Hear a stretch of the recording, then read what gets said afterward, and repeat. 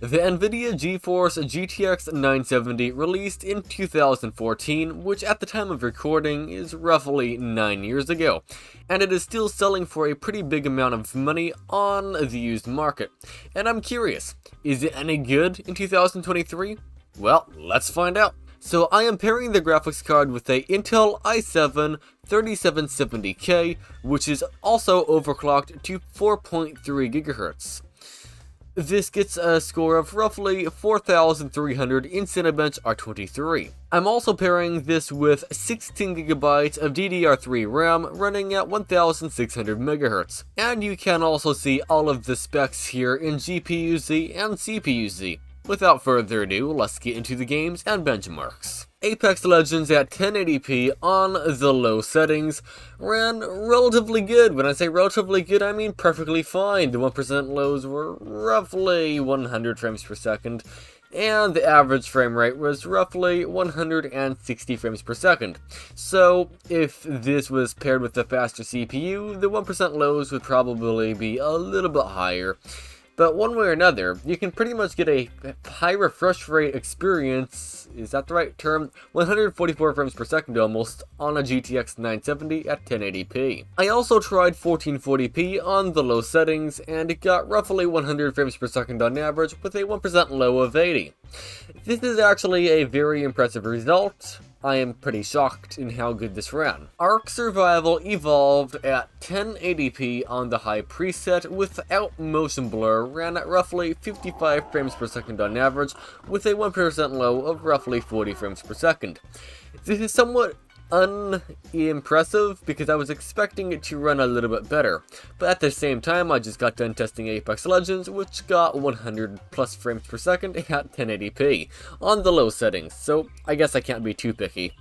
Either way, it ran just fine, and it was perfectly playable. I also tried 1080p on the medium settings, and the game looks just about the same graphically wise, at least to me. And it was getting much better frame rate. It was getting 60 plus frames per second almost all of the time. The average was 74 frames per second and the 1% low was around 35. BeamNG Drive at 1440p on the medium settings was running at roughly 59 to 60 frames per second on average and had a 1% low of roughly 40. And I think this is the perfect settings for this game because it was running very nicely, and it was also at 1440p. This isn't a game known to be very easy on the graphics card or the CPU, so I'd say this is a very respectable result and absolutely playable. Borderlands 3 at 1440p on the medium settings was running quite good. It was getting roughly 80 frames per second on average. Though, there's always going to be a big but. This game tends to just stutter on all of my hardware, and even in this situation, it was stuttering. We were getting dips into the low 30s and low 20s at times, which is, by all means, not great. Don't get me wrong, the game is perfectly playable, it's just not ideal. Though, I did actually try to limit the frame rate in the game to 60 frames per second, and doing that gave me a better result. Yes, the first minute or so after capping the frame rate to 60, I was still getting stutters. But after about 1 minute, it went over and, well, unstutterified itself. There's basically no stutters. I'm sure if you play for a long time, you'll get some eventually, but the experience definitely is a lot smoother with a 60 frame per second cap. The next game up on the list is Brawlhalla, and there is really no reason to benchmark this game, to be fair, at least for the more powerful hardware. I'm talking GT 710 and up. The reason why is this game is very easy to run. Like, it's a 2D game. This will run on a Pentium 4. I've not tried it on a Pentium 4, but I've tried it on a AMD Athlon LE1640, which is about the same speed. Either way, I don't have a clue what frame rate it got, as the game is capped to 60 frames per second, and I can't use MSI Afterburner's overlay on here, but I'm just going to assume it's capped to 60 frames per second and not moving from there because this is so easy to run. The next game up on the list is Call of Duty Warzone 2.0. That's a big name, I know.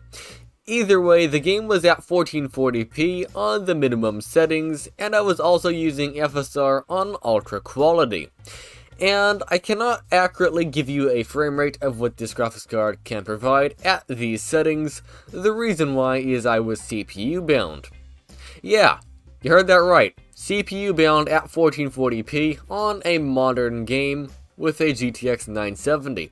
I didn't think I'd be saying that, and I wouldn't believe it if I didn't see it, but I'm seeing it with my own eyeballs, so I gotta believe it. Either way, the graphics card is mostly maxed out, so I could say it gets roughly 55 to 60 frames per second on average.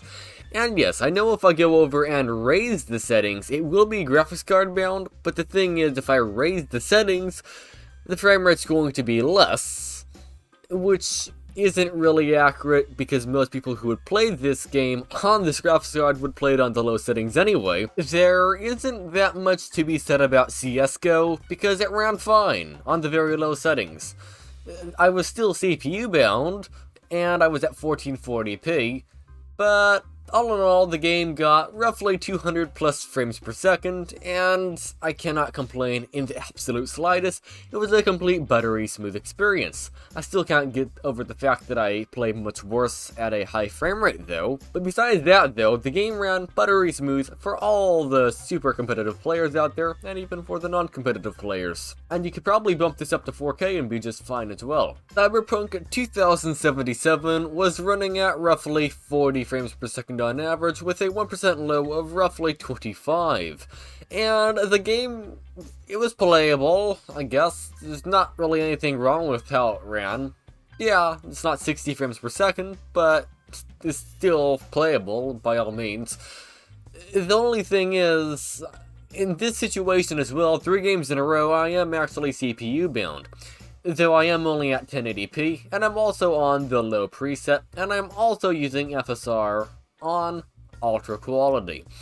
But all in all, I think this is probably how you should play this game on this graphics card anyway, so I wouldn't really recommend changing much because the settings on this game are actually CPU intensive.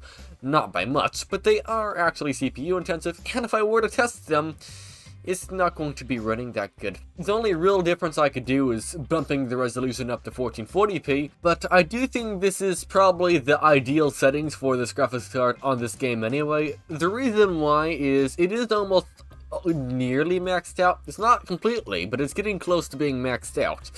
So it can't give that much more frame rate anyway. So if you bump the resolution up to 1440p, you're not going to be having a good time, and you're going to be getting about 20 frames per second. Dota 2 at 1440p on the very high settings, or the best looking settings according to the game, ran very nicely. The game was running at roughly 140 frames per second on average, with a 1% low of 100.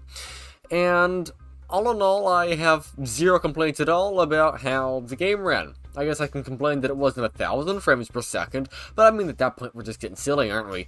But one way or another, the game ran flawlessly, and I'm also pretty impressed that I wasn't CPU bound. I thought this game would be not as graphically intensive as it is, but apparently the high settings are actually pretty graphically intensive. Though I can't really tell a visual difference between low and high, but hey, at least it's a graphics card test, right? Fall Guys at 1440p on the high settings ran at roughly 90 frames per second on average, with a 1% low of 70. And all in all, it's also an awesome experience. No CPU bottleneck there or anything, and well, we can see what the graphics card produces in frame rates, like fully. And I must say, it is a pretty impressive result.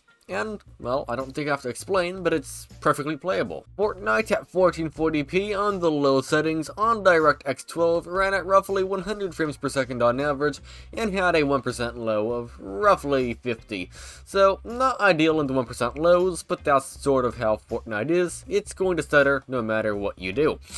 And the average frame rate, I would say, is far beyond playable. It's an excellent experience in that regard. I also need to add that we were slightly CPU bound, so we probably get about 5 more frames per second if, well, the CPU was a bit faster. But all in all, this does give a pretty good idea of what the GTX 970 is capable of in Fortnite. GTA 5 on the high settings, which in reality is the normal settings or the medium settings. Okay, let me explain. So, for some reason on GTA 5, the quote-unquote normal settings are the low settings, and then the high settings are the medium settings, and the very high settings are the high settings. And, well, there's nothing past very high, so just ignore very high is even a thing. It's just realistically the high settings. Either way, I was on Fortnite on the medium settings, or what the game says the high settings are, and the game was running at roughly 96 frames per second on average, with 1% low of roughly 60. Though I do need to add, I was CPU bound in this situation, so there's that. And if I wasn't CPU bound, I think the game would be running at roughly 140 frames per second, maybe 120, because it is a pretty big CPU bottleneck in this case. I'm talking 70% of the graphics card is being used. So there's another whole 30% that's just sitting there waiting for something to do. Well, maybe 120 frames per second is a bit extreme, but maybe it would reach 100? I don't know. I don't have a faster CPU to test it with. Minecraft Bedrock Edition on the high settings with 16 chunk render distance ran at roughly 200 frames per second on average and had a 1% low of roughly 50. Though I don't think the 1% low and the average frame rate are accurate. The average frame rate is accurate, but I don't think the 1% low and average on the little graph on the top left was actually reset when I was playing the game, but it was actually getting about 190 frames per second, and I didn't feel any stutter, so the 1% lows are probably in the hundreds. Either way, there's nothing to complain about here. It just ran. Now, I do have to note that I am not graphics card bound at all when playing this game, even at 1440p. I'm talking the graphics cards at like 30% usage, so I could probably get 1000 frames per second and still be CPU bound. Maybe not that extreme, but still though, it's definitely not showing how good the GTX 970 is. On another note, I did find a farm all the way down at level 10 in Minecraft, so that's something. Minecraft Java at 1440p on 12 chunks render distance on the high settings, with complementary shaders on my custom high settings, which are not the most intensive they can get, but it's pretty close to it. It was running at roughly 45 frames per second, which is not ideal by any means, but it was actually running decently. I did notice the game looked like it was stuttering a bit whenever my arms swinged around in the game, but the frame time graph is as smooth as butter. Well, maybe not that smooth, but it's pretty smooth. So that's not really the cause, so I don't have a clue what's going on there. I don't know if you can see it in the video or not, you probably can't. But all in all, I would say the game ran pretty good at 1440p, and you can actually get a 60 frame per second experience if you go over and turn the resolution down to 1080p, which I didn't really want to do. I've said it many times before, and I'll say it again. New World is the most unoptimized game I've ever tested when it comes to the CPU usage. Either way, at 1440p on the medium settings, the game was getting roughly 30 frames per second and had a 1% low of around 8 frames per second roughly, which is horrible. I should also add, it often did dip into the teens in the frames per second, like 12 frames per second, 13 frames per second. That wasn't uncommon to see. That is really bad. And no, turning the resolution down to 1080p wouldn't help because I am CPU limited here.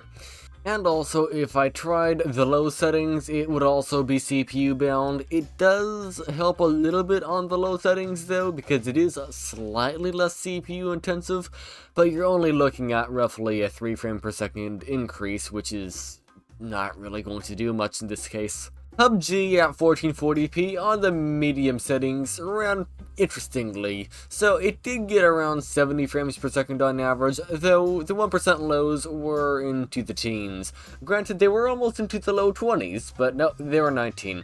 Also, I should add, it is mostly graphics card bound. Occasionally it would become CPU bound though, but yeah, all in all, it is a pretty playable experience. After a while, it did smooth itself out a little bit, but definitely not nice and stutter-free.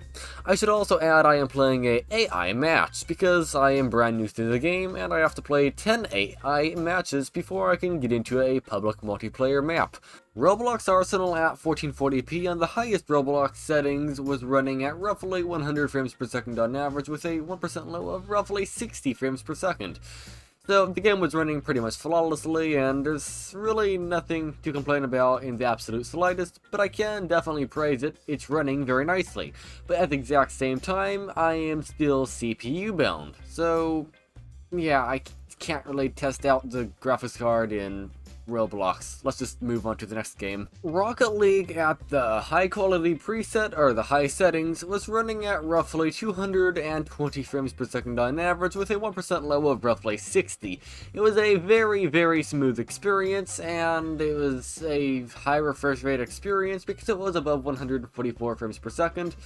So yeah, there's nothing I can really complain about. It was flawless. There's literally nothing really more to talk about. It ran perfectly fine.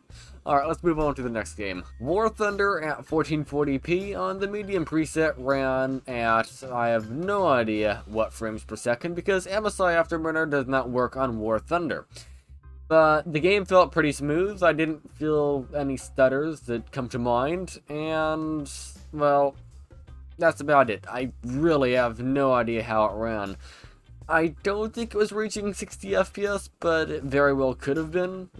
I can't really tell much of a difference between 40 FPS and 144 frames per second. I'm really bad at telling stuff like that. But it ran just fine, so there's that. And this is the score that the graphics card got in the Shadow of the Tomb Raider benchmark. It got 42 frames per second on average. It rendered 6,613 frames. For some reason they didn't put a comma in there. And it was on the medium preset at 1440p. And I don't know how to read all those graphs, but all in all, it looked like it was a pretty smooth and playable experience. And also, here is what the 3D Mark Firestrike demo score is. I don't know if that's good or bad. I don't know much about the 3D Mark Firestrike demo benchmark. But 10,000 points, I guess that's good? I don't have a clue. Either way, now it is conclusion time. Do I recommend you to go out and buy a GTX 970? Well, it depends. So, if you can find it on the used market for around 50 to 70 United States dollars, then sure, that's a good option. But also, make sure to look at how much more a GTX 980 or 980 Ti would cost. The reason why is those are a bit faster, and, well, for the same price, you might as well go for that. And it's the same to be said with the GTX 900 series Titan X, because it has more VRAM, and it's slightly faster than a GTX 980 Ti. Sorry if I'm a little bit slurred right now, by the way. I just got back from the dentist, and I am currently numb. They drilled out some cavities. I also recommend looking out on the AMD market, maybe for a AMD RX 580. That's a pretty good graphics card as well. I also need to add another thing. So the GTX 900 series is likely going to be the next graphics card series from Nvidia to not get driver updates. That's usually fine when it's on AMD's side. The reason why is the drivers are called open source. I don't really know too much of the ins and outs of it, but basically people can make custom drivers, so those graphics cards can play the new modern games usually a bit longer before they are, I don't want to use the word obsolete, but that's kind of the right word, I guess, for the situation. But Nvidia, you can't. You're kind of just stuck with the drivers they provide. And once they stop providing new driver updates, eventually new games will stop opening, and it will likely stop opening new games before an AMD graphics card would. Hopefully that makes sense. Also, as you can tell, the GTX 970 wasn't fully utilized in this video, and that's kind of why I haven't made a video benchmarking my RTX 3060. I do not have a CPU that is powerful enough to give a confident review of what that graphics card can provide when it comes to the FPS, because if you stick an i9 in my computer, for example, it will likely perform significantly different than it is right now. That's just to anyone who might have been wondering why I haven't made a review on it. Either way, thank you so much for watching, and I will catch you again next time. Wow, my mouth feels really weird.